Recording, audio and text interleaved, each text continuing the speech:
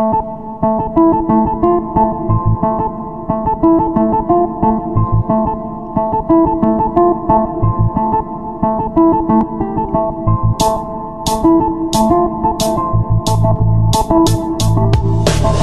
sobie w domu i patrzę na 4 ściany, obmyślając sobie jakieś nowe plany. Czasem tracę nadzieję, choć i tak nie daje mi to za wiele. Czasem myślę, czy warto jest żyć, jeśli nie udaje mi się nic.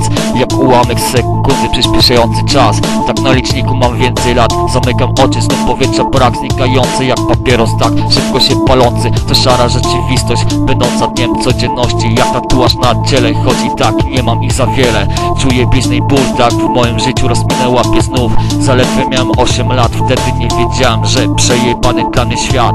Każdego ranka otwieram swoje oczy, smutek, żal, radość. Myślałem o tym, płakałem za wszystkich moich bliskich, których na tym świecie nie ma. Ja nic na ten temat już nie mam do powiedzenia, a dzisiaj stoję, patrzę jak zmienia się świat. Zmienia się ze mną cały czas, próbując się wybić, osiągnąć życia cel. Moje miasto Mielec, moje własne zadanie, który przegaść i teraz daję tu. Pierwsze kroki postawiłem, pierwsze słowo rozkminiłem z kumplami melanż odprawiłem. Teraz pozostało paru spośród wielu, reszta zazdrosnych frajerów widzących nas jak coś, co już nie kiwnę palcem.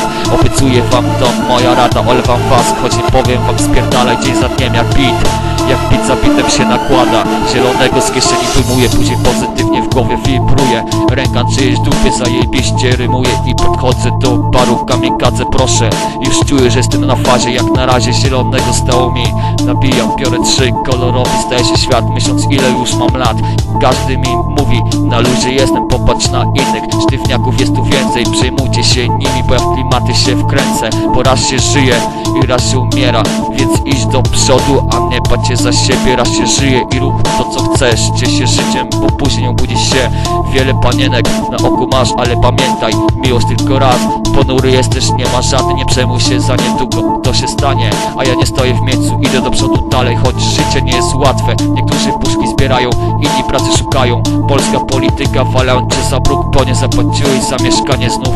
A teraz patrzysz na zegarek, jak czas szybko mija. Nie zdążysz się odwrócić i ze starości będziesz zdychał.